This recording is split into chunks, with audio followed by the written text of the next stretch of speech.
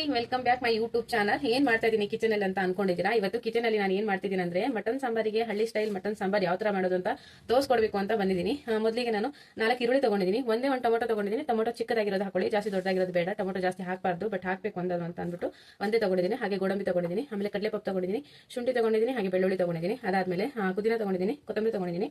ಅದಾದ್ಮೇಲೆ ಕಾಯಿ ತುರಿ ತಗೊಂಡಿದ್ದೀನಿ. ಇವಾಗ ನೆಕ್ಸ್ಟ್ ಇದನ್ನೆಲ್ಲ ಫ್ರೈ ಮಾಡ್ಕೋಬೇಕು. ಯಾವ ತರ ಫ್ರೈ ಮಾಡ್ಕೊಳ್ಳೋದು ಅಂತ ತೋರಿಸ್ಕೊಡ್ತೀನಿ ಬನ್ನಿ ಇವಾಗ ಹಂಗೆ ನೋಡಿ. ಹಾಗೇನೆ ಸ್ವಲ್ಪ ಎಣ್ಣೆ ಹಾಕೊಂಡಿದ್ದೀನಿ. ಎಣ್ಣೆ ಹಾಕೊಂಡಾದ್ಮೇಲೆ ಸೇರಿಸ್ಕೋಬೇಕು. ನೋಡಿ ಈರುಳ್ಳಿ ಸೇರಿಸ್ಕೊಂಡು ಈ ಥರ ಫ್ರೈ ಮಾಡ್ಕೋಬೇಕು, ಬ್ರೌನ್ ಕಲರ್ ಬರೋವರೆಗೂ. ಈರುಳ್ಳಿನ ಸ್ವಲ್ಪ ಬ್ರೌನ್ ಕಲರ್ ಬರೋವರೆಗೂ ಫ್ರೈ ಮಾಡ್ಕೋಬೇಕು. ನೋಡಿ ಈ ಥರ. ಇವಾಗ ನೋಡಿ ಈರುಳ್ಳಿ ಬ್ರೌನ್ ಕಲರ್ ಬಂದಿದೆ. ಇವಾಗ ಇದರಲ್ಲಿ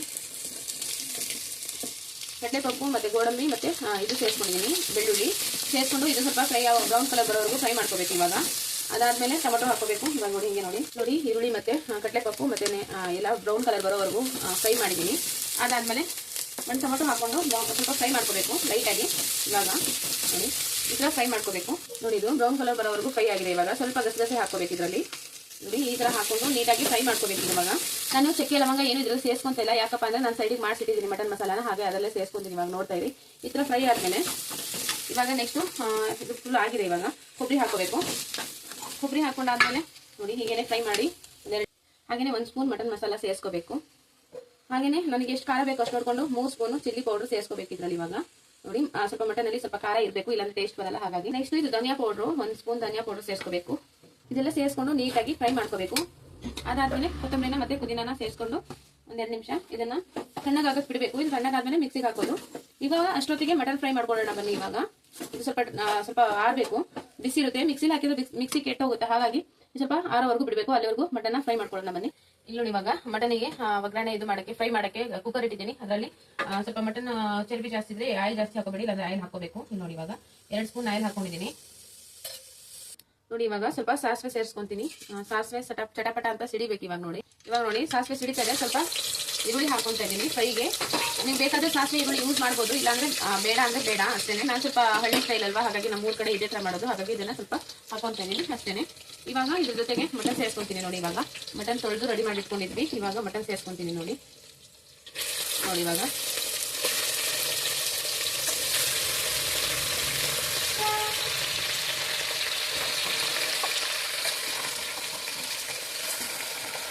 ತುಂಬಾ ಟೇಸ್ಟ್ ಬರುತ್ತೆ. ಇದು ಹಳ್ಳಿ ಕಡೆ ಇದೇ ತರ ಮಾಡ್ತಾರೆ. ಕೆಲವರು ಮನೇಲಿ ಒಂದೊಂದ್ಸಲ ಸಾಂಬಾರ್ ಮಾಡ್ತಾರೆ, ನಾವು ಇದೇ ತರ ಮಾಡೋದು. ತುಂಬಾ ಟೇಸ್ಟ್ ಆಗಿರುತ್ತೆ. ಒಂದ್ಸತಿ ಮಾಡ್ಕೊಂಡು ನೋಡಿ ಮನೇಲಿ ಈ ತರ. ಇವಾಗ ಮಟನ್ ಹಾಕಿ ಇದನ್ನ ನೀಟಾಗಿ ಈ ತರ ಸಿಗಿಸ್ಕೋಬೇಕು. ಅವಾಗ ನೋಡಿ ಇವಾಗ ಅದಾದ್ಮೇಲೆ ಇದು ಇವಾಗ ಆದ್ಮೇಲೆ ಇದರಲ್ಲಿ ಸ್ವಲ್ಪ ಅರಿಶಿನ ಸೇರಿಸ್ಕೋಬೇಕು. ಅರಿಶಿನ ಸೇರಿಸ್ಕೊಳ್ಳೋದ್ರಿಂದ ಏನಾದ್ರು ಒಂದು ಕೆಟ್ಟದಾಗ ಏನಾದ್ರು ಸ್ಮೆಲ್ ಇದ್ರೆ ಹೋಗುತ್ತೆ, ಹಾಗಾಗಿ ಅರಿಶಿನ ಸೇರಿಸ್ಕೊಂಡ್ರೆ ತುಂಬಾ ಒಳ್ಳೇದು. ಅರಿಶಿನ ಸೇರಿಸ್ಕೊಂಡು ಇದನ್ನ ಇವಾಗ ನೀಟಾಗಿ ಫ್ರೈ ಮಾಡ್ಕೋಬೇಕು. ನೋಡಿ ಈ ತರ.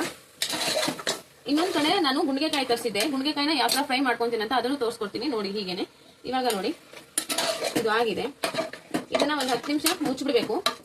ನೋಡಿ ಇದು ಈ ತರ ಆಗಿದೆ. ಇವಾಗ ಇದು ಸೈಡ್ಗೆಲ್ಲ ಎಣ್ಣೆ ಬಿಟ್ಕೊಳ್ಳೋವರೆಗೂ ಮುಚ್ಚಬೇಕು ಇದನ್ನ. ಇವಾಗ ಮುಚ್ತೀನಿ. ನೋಡಿ ಇನ್ನೊಂದ್ಸತಿ ಹಿಂಗೆ ತಿರ್ಗಿಸ್ಕೊಂಡ್ಬಿಟ್ಟು ಇವಾಗ ಇದರ ಮೇಲೆ ಒಂದು 10 ನಿಮಿಷ ಮುಚ್ಚಿಬಿಡ್ಬೇಕು. ಇದು ಸೈಡ್ಗೆಲ್ಲ ಆಯಿಲ್ ಬರೋವರೆಗೂ ಫ್ರೈ ಮಾಡಬೇಕು. ಯಾಕಂದ್ರೆ ಇದು ಆಯಿಲ್ ಬಿಡೋವರೆಗೂ ಫ್ರೈ ಮಾಡಲಿಲ್ಲ ಅಂದ್ರೆ ಒಂಥರ ನೀಚ್ ಸ್ಮೆಲ್ ಬರುತ್ತೆ. ಇವಾಗ ನೋಡಿ ಮುಚ್ಕೋಬೇಕು. ಇದನ್ನ ಒಂದು 10 ನಿಮಿಷ ಮುಚ್ಕೋಬೇಕು.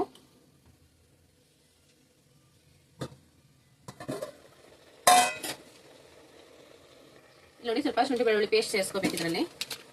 ಅದರಲ್ಲೂ ಹಾಕಿದ್ದೀನಿ, ಇದರಲ್ಲೂ ಸ್ವಲ್ಪ ಹಾಕೋಬೇಕು, ಅವಾಗ ಟೇಸ್ಟ್ ಚೆನ್ನಾಗಿ ಬರುತ್ತೆ. ನೋಡಿ ಅದಾದ್ಮೇಲೆ ಉಪ್ಪು ಹಾಕೋಬೇಕು. ಅದಾದ್ಮೇಲೆ 1 ಸ್ಪೂನ್ ಉಪ್ಪು ಹಾಕೋಬೇಕು. ಉಪ್ಪು ಹಾಕೊಂಡ್ರೆ ಎಲ್ಲ ಮಟನ್ ಅಲ್ಲಿ ನೀಟಾಗಿ ಚೆನ್ನಾಗಿ ಉಪ್ಪೆಲ್ಲ ಇದು ಆಗುತ್ತೆ. ಇಲ್ಲಾಂದ್ರೆ ಒಂಥರ ಸಪ್ಪೆ ಇರುತ್ತೆ ಮಟನ್, ತಿನ್ನಕ್ಕೆ ಚೆನ್ನಾಗಿರಲ್ಲ. ಹಾಗಾಗಿ ಉಪ್ಪು ಮತ್ತೆ ಶುಂಠಿ ಬೆಳ್ಳುಳ್ಳಿ ಪೇಸ್ಟ್ ಅರ್ಶಿನ ಹಾಕಿ ನೀಟಾಗಿ ಇದನ್ನ ಫ್ರೈ ಮಾಡ್ಕೋಬೇಕು. ಇದೆಲ್ಲ ಸೈಡಿಗೆ ಆಯಿಲ್ ಬಿಡೋವರೆಗೂ ಫ್ರೈ ಮಾಡ್ಕೊಂಡಾದ್ಮೇಲೆ ಆಮೇಲೆ ರುಬ್ಬಿರೋ ಅಂತ ಖಾರನ ಸೇರಿಸ್ಕೊಳ್ಳೋಣ ಬನ್ನಿ. ಇವಾಗ ಇದನ್ನ 10 ನಿಮಿಷ ಮುಚ್ಚಿಟ್ಟಿನಿ. ಇವಾಗ ಹೀಗೆ ನೋಡಿ ಈ ತರ ಬೇಯ್ತಾ ಇದೆ. ನೋಡಿ ಇವಾಗ ಇದು ಫುಲ್ ಆಯಿಲ್ ಬಿಡಬೇಕು. ಇದೆಲ್ಲ ನೀರೆಲ್ಲ ಹೋಗಿ ಆಯಿಲ್ ಬಿಡೋವರೆಗೂ ಬೇಯಿಸ್ಕೋಬೇಕು. ಈ ಕಡೆ ನೋಡಿ ಗುಂಡಿಗೆಕಾಯಿ ಈ ಕಡೆನೆ ಫ್ರೈ ಮಾಡ್ಕೋಬೇಕು ಅಂತ ಗುಂಡಿಗೆಕಾಯಿನ ತಂದು ಫ್ರೈ ಮಾಡ್ತಾ ಇದ್ದೀನಿ. ನೋಡಿ ಗುಂಡಿಗೆಕಾಯಿ ನೆಕ್ಸ್ಟ್ ವಿಡಿಯೋ ಮಾಡಿ ಹಾಕ್ತೀನಿ. ಈ ವಿಡಿಯೋ ಮಾಡೋಕ್ಕಾಗಲ್ಲ, ಲಾಂಗ್ ಆಗ್ಬಿಡುತ್ತೆ ಅಂದ್ಬಿಟ್ಟು ಮಾಡಿಲ್ಲ. ಹೀಗೆ ನೋಡಿ ಇವಾಗ ಹಾಗೇನೆ ರುಬ್ಬಿಟ್ಕೊಂಡಿದ್ದಲ್ಲ ಖಾರನ ಇದ್ರಲ್ಲಿ ಸೇರಿಸ್ಕೊಂತೀನಿ. ಇವಾಗ ನೋಡಿ ಸೇರಿಸ್ಕೊಂತೀನಿ ಯಾವ ತರ ಅಂತ. ಇವಾಗ ಆಲ್ರೆಡಿ ಅದೆಲ್ಲ ಡ್ರೈ ಆಗಿದೆ, ನೀರೆಲ್ಲ ಖಾಲಿ ಆಗಿದೆ ಇದರಲ್ಲಿ. ಖಾಲಿ ಆದಾದ್ಮೇಲೆ ಈ ತರ ಅದನ್ನ ಹಾಕ್ಬಿಟ್ಟು 1-2 ನಿಮಿಷ ಫ್ರೈ ನೀಟಾಗಿ 1 5 ನಿಮಿಷ ಇದನ್ನ ಇದೇ ತರ ಬೇಕಿಡ್ಬೇಕು. ಆದ್ಮೇಲೆ ನೀರು ಸೇರಿಸ್ಕೋಬೇಕು. ನೋಡಿ ಇವಾಗ ಎಷ್ಟು ಚೆನ್ನಾಗಿ ಬಂದಿದೆ ಸಾಂಬಾರ್ ಅಂದ್ರೆ. ತಿಂತಾ ಇದೆ ಇದರ ಜೊತೆಗೆ ಸೈಡಿಗೆ ಒಂದು ಮುದ್ದೆ ಇಟ್ಕೊಂಡು ತಿಂತಾ ಇದೆ. Super combination. ನೋಡಿ ಇವಾಗ ಈ ತರ ಇವೆಲ್ಲ ಖಾರ ಸೇರಿಸಿದ್ದಲ್ಲ ಸ್ವಲ್ಪ ಬೇಯ್ತಾ ಇದೆ ನೋಡಿ. ಇವಾಗ ಅದಕ್ಕೆ ಇವಾಗ ನೀರು ಸೇರಿಸ್ಕೋಬೇಕು. ನಮ್ಗೆ ಎಷ್ಟು ಸಾಂಬಾರ್ ಬೇಕು ಅಷ್ಟು ನೀರು ಸೇರಿಸ್ಕೋಬೇಕು. ನಾನು ಮಾಡ್ತಿರೋದು 4 ಜನಕ್ಕೆ ಮಾತ್ರ, ಹಾಗಾಗಿ ನಿಮ್ಗೆ ಎಷ್ಟು ಜನಕ್ಕೆ ಬೇಕು ಅಷ್ಟು ನೀರು ಸೇರಿಸ್ಕೊಳ್ಳಿ, ಅಷ್ಟು ಮಸಾಲೆ ಮಾಡ್ಕೊಳ್ಳಿ. ನೋಡಿ ತುಂಬ ಚೆನ್ನಾಗಿ ಬರುತ್ತೆ ಸಾಂಬಾರ್, ಸಕ್ಕತ್ತಾಗಿ ಟೇಸ್ಟ್ ಇರುತ್ತೆ. ನೋಡಿ ಇಲ್ಲಿ ನೋಡಿ ತುಂಬಾ ಚೆನ್ನಾಗಿದೆ. ನೋಡಿ ಒಂದ್ಸತಿ ಮಾಡ್ಕೊಂಡು ಟ್ರೈ ಮಾಡಿ ಮನೆ. ಇವಾಗ ಇಲ್ಲಿ ನೋಡಿ ಇಷ್ಟು ನೀರು ಸೇರಿಸ್ಕೋಬೇಕು. ಒಂದು 10 ವಿಷಲ್ ಹೊಡ್ಸ್ಕೋಬೇಕು ಇದನ್ನ, ಯಾಕಂದ್ರೆ 10 ವಿಷಲ್ ಹೊಡ್ಸ್ಕೊಂಡ್ರೆ ನೀಟಾಗಿ ಬೇಯುತ್ತೆ, ಇಲ್ಲಾಂದ್ರೆ ನೀಟಾಗಿ ಬೇಯಲ್ಲ. ಇಲ್ಲಿ ನೋಡಿ ಈ ತರ ಇಷ್ಟು ನೀರು ಹಾಕೋಬೇಕು, ಇಷ್ಟೇ ಸಣ್ಣ ತೆಳ್ಳಗೆ ಮಾಡ್ಕೋಬೇಕು ಸಾಂಬಾರ್. ಅದು ಸ್ವಲ್ಪ ವಿಷಲ್ ಹೊಡೆದ್ಮೇಲೆ ಸ್ವಲ್ಪ ದಪ್ಪ ಆಗುತ್ತೆ. ಸ್ವಲ್ಪ ಜಾಸ್ತಿ ನೀರು ಹಾಕೊಂಡು ಇವಾಗ 10 ವಿಷಲ್ ಹೊಡ್ಸ್ಕೊಂಡ್ ಬರೋಣ ಬನ್ನಿ. ಅದಾದ್ಮೇಲೆ ನೆಕ್ಸ್ಟ್ ಗುಂಡಿಗೆಕಾಯಿ ಫ್ರೈ ಯಾವ ತರ ಮಾಡೋದು ಅಂತ ತೋರಿಸ್ಕೊಡ್ತೀನಿ ಬನ್ನಿ. ಇವಾಗ ಮುಚ್ಚಾಕ್ತೀವಿ ನೋಡಿ, ಇದನ್ನ ಮುಚ್ಚಿಬಿಡ್ತೀನಿ. ಇದನ್ನ ಇವಾಗ 10 ವಿಷಲ್ ಹೊಡ್ಸ್ಕೋಬೇಕು ಬನ್ನಿ. ಇವಾಗ ನೆಕ್ಸ್ಟ್ ಗುಂಡಿಗೆಕಾಯಿ ಫ್ರೈನ ಯಾವ ತರ ಮಾಡೋದು ಅಂತ ತೋರಿಸ್ಕೊಂಬಂದು, ನಾನು ಫಸ್ಟೇನೆ ಗುಂಡಿಗೆಕಾಯಿನ ಕಟ್ ಮಾಡ್ಕೊಂಡು ಇವಾಗ ಇದನ್ನು 10 ವಿಷಲ್ ಹೊಡ್ಸ್ಕೊಂಡಿದ್ದೀನಿ. ಇದ್ರಲ್ಲಿ ಏನ್ ಹಾಕಿದ್ದೀನಿ ಅಂದ್ರೆ ಒಂದು ಈರುಳ್ಳಿ, ಹಾಗೇನೆ ಮೆಣಸಿನಕಾಯಿ, ಅದಾದ್ಮೇಲೆ ಬೇಳೆ ಹಾಕಿದ್ದೀನಿ, ಕಡಲೆಬೇಳೆ ಅಷ್ಟೇನೆ ಇದ್ರಲ್ಲಿ ಹಾಕಿರೋದು. ಇವಾಗ ಇದನ್ನ ಸೈಡಿಗೆ ಯಾವ ತರ ಫ್ರೈ ಮಾಡ್ಕೊಂತೀನಿ ಅಂತ ತೋರಿಸ್ತೀನಿ ಬನ್ನಿ. ನೋಡಿ ನಾನು 3 ಸ್ಪೂನ್ ಎಣ್ಣೆ ಹಾಕೊಂಡಿದ್ದೀನಿ ಇದನ್ನ ಗುಂಡಿಗೆಕಾಯಿ ಫ್ರೈ ಮಾಡೋದಕ್ಕೆ. ಇವಾಗ ಇದರಲ್ಲಿ ಸಾಸಿವೆ ಮತ್ತೆ ಕರಿಬೇವು ಸೇರಿಸ್ಕೊಂತೀನಿ. ನೋಡ್ತಾ ಇರಿ, ಹೀಗೆ ಕರಿಬೇವು ಮತ್ತೆ ಸಾಸಿವೆ ಸೇರಿಸ್ಕೊಂಡಿದ್ದೀನಿ. ಅದಾದ್ಮೇಲೆ ಸ್ವಲ್ಪ ಈರುಳ್ಳಿ ಸೇರಿಸ್ಕೊಂತೀನಿ, ಎಷ್ಟು ಬೇಕಷ್ಟು ಈರುಳ್ಳಿ. ಆಮೇಲೆ 4 ಹಸಿಮೆಣಸಿನಕಾಯಿ ಸೇರಿಸ್ಕೊಂತೀನಿ. ನೋಡಿ ಈ ತರ ಸೇರಿಸ್ಕೊಂಡಾದ್ಮೇಲೆ ನೀಟಾಗಿ ಫ್ರೈ ಮಾಡ್ಕೋಬೇಕು. ಇದನ್ನ ಬ್ರೌನ್ ಕಲರ್ ಬರೋವರೆಗೂ ಫ್ರೈ ಮಾಡ್ಕೋಬೇಕು. ತುಂಬಾ ಟೇಸ್ಟ್ ಆಗಿರುತ್ತೆ ಗುಂಡಿಗೆಕಾಯಿ. ನಮಗೂ ಗೊತ್ತಿರಲಿಲ್ಲ, ತುಂಬಾ ಸತಿ ಮಾಡ್ಕೊಂಡು ತಿಂದಿದ್ದೀನಿ ಊರಲ್ಲಿ, ಬಟ್ ಇಲ್ಲಿ ಬಂದ್ಮೇಲೆ ನಾನು ಮಾಡಿರಲಿಲ್ಲ, ಇವಾಗಲೇ ಫಸ್ಟ್ ಟೈಮ್ ಮಾಡ್ತಿರೋದಿಲ್ಲಿ. ಹಾಗಾಗಿ ಯಾರಿಗೆಲ್ಲ ಗುಂಡಿಗೆಕಾಯಿ ಇಷ್ಟ ಸಪ್ರೇಟ್ ಗುಂಡಿಗೆಕಾಯಿನೇ ತಂದು ಈ ತರ ಮಾಡಿರೋದು. ನೋಡಿ ಅದಾದ್ಮೇಲೆ ಅದಕ್ಕೆ ಅಂತ ಇಟ್ಕೊಂಡಿದ್ದಾನ ಮಸಾಲೆ ಸ್ವಲ್ಪ ಇಟ್ಕೊಂಡಿದ್ದೀನಿ. ಹೀಗೆ ನೋಡಿ ಇವಾಗ ತುಂಬಾ ಚೆನ್ನಾಗಿರುತ್ತೆ. ಒಮ್ಮೆ ಮನೇಲಿ ಟ್ರೈ ಮಾಡಿ ಅಂತ ಹೇಳಕ್ ಇಷ್ಟಪಡ್ತೀನಿ. ಬ್ರೌನ್ ಕಲರ್ ಆಗಿದೆ ಈರುಳ್ಳಿ, ಅದರಲ್ಲಿ ಸ್ವಲ್ಪ ಧನಿಯಾ ಪೌಡ್ರು, ಹಾಗೇನೆ ಸ್ವಲ್ಪ ಚಿಲ್ಲಿ ಪೌಡ್ರು ಬೇಕಾದ್ರೆ ಹಾಕೋಬಹುದು, ಇಲ್ಲಾಂದ್ರೆ ಬೇಡ, ಸ್ವಲ್ಪ ನೋಡ್ಕೊಂಡು ಹಾಕೊಳ್ಳಿ. ಸ್ವಲ್ಪ ಖಾರ ಆಗ್ಬಿಡುತ್ತೆ, ಹಾಗಾಗಿ ನೋಡಿ ಇವಾಗ ಅದನ್ನು ಸೇರಿಸ್ಕೊಂಡು ನೀಟಾಗಿ ಫ್ರೈ ಮಾಡ್ಕೋಬೇಕು. ನೋಡಿ ಈ ತರ ಫ್ರೈ ಮಾಡ್ಕೋಬೇಕು. ಆ ತರ ಫ್ರೈ ಆದ್ಮೇಲೆ ಇವಾಗ ಗುಂಡಿಗೆಕಾಯಿ ನಾನು ಬಿಸಿಲು ಹೊಡ್ಸ್ಕೊಂಡು ಇಟ್ಕೊಂಡಿದ್ದಲ್ಲ ಅದನ್ನ ಇದರಲ್ಲಿ ಸೇರಿಸ್ತಾ ಇದ್ದೀನಿ. ನೋಡಿ ಈ ತರ ಸೇರಿಸ್ಕೋಬೇಕು. ನೋಡಿ ಸೇರಿಸ್ಕೊಂಡು ನೀಟಾಗಿ ಇದನ್ನ ಫ್ರೈ ಮಾಡ್ಕೋಬೇಕು. ಇವಾಗ ನೋಡಿ ಕಾಣಿಸ್ತಾ ಇದೆಯಾ? ಈ ತರ ಫ್ರೈ ಮಾಡ್ಕೋಬೇಕು.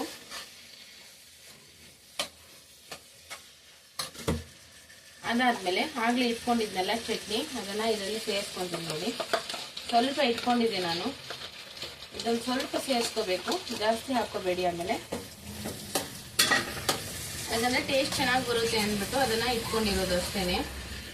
ಇವಾಗ ನೋಡಿ ಇದನ್ನ ಒಂದು 2 ನಿಮಿಷ ಫ್ರೈ ಆಗಕ್ಕೆ ಬಿಡಬೇಕು ಗುಂಡಿಗೆಕಾಯಿನ. ಈಗ ನೋಡಿ ಲಾಸ್ಟಿಗೆ ಪುದೀನ ಮತ್ತೆ ಕೊತ್ತಂಬರಿ ಸೇರಿಸ್ಕೋಬೇಕು, 1-2 ಮೆಣಸಿನ್ಕಾಯಿ ಸೇರಿಸ್ಕೋಬೇಕು. ಇದು ಲಾಸ್ಟ್ ಫೈನಲು. ಇವಾಗ ಅಷ್ಟೇನೆ ಇದು ಫುಲ್ಲು ರೆಡಿ ಆಯಿತು ಗುಂಡಿಗೆಕಾಯಿ. ಇವಾಗ ನೋಡಿ ತುಂಬ ಟೇಸ್ಟ್ ಕೊಡುತ್ತೆ. ಇದು ತುಂಬ ಅಂದರೆ ತುಂಬ ಸಖತ್ತಾಗಿರುತ್ತೆ.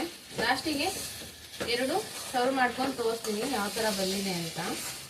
ಸಖತ್ತಾಗಿರುತ್ತೆ. ಯಾರಿಗೆಲ್ಲ ಚಿಕನ್ ಮಟನ್ ಇಷ್ಟ, ಯಾವಾಗಲೂ ಚಿಕನ್ ತಿಂದಿದ್ದು ಬೇಜಾರಾಗಿದೆ, ಈ ಥರ ಗುಂಡಿಗೆಕಾಯಿ ತಂದು ಮಾಡ್ಕೊಂಡು ತಿನ್ನಿ ಅಂತ ಹೇಳಕ್ಕೆ ಇಷ್ಟಪಡ್ತೀನಿ. ಇದು ಚಪಾತಿ ಮೇಲೆ ತುಂಬ ಚೆನ್ನಾಗಿರುತ್ತೆ. ನೆಕ್ಸ್ಟ್ ಟೈಮು ಈ ವಿಡಿಯೋ ಮಿಕ್ಸ್ ಆಗಿದೆ, ಮಟನ್ ಸಾಂಬಾರ್ ಮತ್ತು ಗುಂಡಿಗೆಕಾಯಿ 2 ಮಿಕ್ಸ್ ಆಗಿದೆ. ನೆಕ್ಸ್ಟ್ ಟೈಮು ಬರೀ ಗುಂಡಿಗೆಕಾಯಿ ಇದೆ, ಯಾವ ಥರ ಮಾಡೋದು ಅಂತ ನಿಮಗೆ ತೋರಿಸ್ಕೊಡ್ತೀನಿ. ಲಾಸ್ಟಿಗೆ ಫೈನಲಿಗೆ ಇವಾಗ ಸಾಂಬಾರ್ ಮತ್ತು ಗುಂಡಿಗೆಕಾಯಿ ಫ್ರೈ ಯಾವ ಥರ ಬಂದಿದೆ ಅಂತ ತೋರಿಸ್ತೀನಿ. ಅಲ್ಲಿವರೆಗೂ ನೋಡ್ತಾ ಇರಿ ಅಂತ ಹೇಳಕ್ಕೆ ಇಷ್ಟಪಡ್ತೀನಿ. ನೋಡಿ ಇದನ್ನ ಮುಚ್ಚಿಬಿಡ್ಬೇಕು, 1-2-3 ನಿಮಿಷ ಮುಚ್ಚಬೇಕು. ಮುಚ್ಚಾದ್ಮೇಲೆ ಆಮೇಲೆ ತೋರಿಸ್ತೀನಿ ಬನ್ನಿ. ಇವಾಗ ಮಟನ್ ಸಾಂಬಾರ್ ಹಾಗೆ ಗುಂಡಿಗೆಕಾಯಿ ಫ್ರೈ ರೆಡಿ ಆಗಿದೆ. ನೋಡಿ ಎಷ್ಟು ಚೆನ್ನಾಗಿ ಬಂದಿದೆ. ಯಾರೆಲ್ಲ ನೋಡಿದ್ದೀರಾ ನಮ್ಮ ಯೂಟ್ಯೂಬ್ ಚಾನಲ್ನ, ಆದಷ್ಟು ಎಲ್ಲರೂ ಲೈಕ್ ಮಾಡಿ, ಹಾಗೇನೆ ಸಬ್ಸ್ಕ್ರೈಬ್ ಮಾಡಿ, ಹಾಗೆ ಪಕ್ಕದಲ್ಲಿರುವ ಬೆಲ್ ಐಕನ್ನ ಕ್ಲಿಕ್ ಮಾಡ್ಕೊಳ್ಳಿ. ನಾನು ಯಾವುದೇ ಹೊಸ ಥರ ರೆಸಿಪಿ ಹಾಕಿದ್ರು ನಿಮಗೆ ಮತ್ತೆ ತಲುಪುತ್ತೆ. ಮತ್ತೆ ನಾನು ಯಾವುದೇ ಥರ ವಿಡಿಯೋ ಮಾಡಿದ್ರು ನಿಮಗೆ ಅವಾಗ ಬರೋದು. ಹಾಗಾಗಿ ಎಲ್ಲರೂ ಪ್ಲೀಸ್ ಆದಷ್ಟು ಎಲ್ಲರೂ ನೋಡಿ, ಫುಲ್ ವಿಡಿಯೋನ ನೋಡಿ ಸಪೋರ್ಟ್ ಮಾಡಿ ಅಂತ ಕೇಳ್ಕೊತೀನಿ. ನಿಮ್ಮ ಪ್ರೀತಿ ವಿಶ್ವಾಸ ನನ್ನ ಮೇಲೂ ಇರಲಿ ಅಂತ ಹೇಳ್ಕೊಂಡು ಈ ವಿಡಿಯೋನ ಎಂಡ್ ಮಾಡ್ತಿದ್ದೀನಿ. Thank you so much. ಎಲ್ಲರೂ ಆದಷ್ಟು ವಿಡಿಯೋ ನೋಡಿ ಹೆಲ್ಪ್ ಮಾಡಿ ಅಂತ ಕೇಳ್ಕೊಂಡು ಎಲ್ಲರಿಗೂ ನಮಸ್ಕಾರ.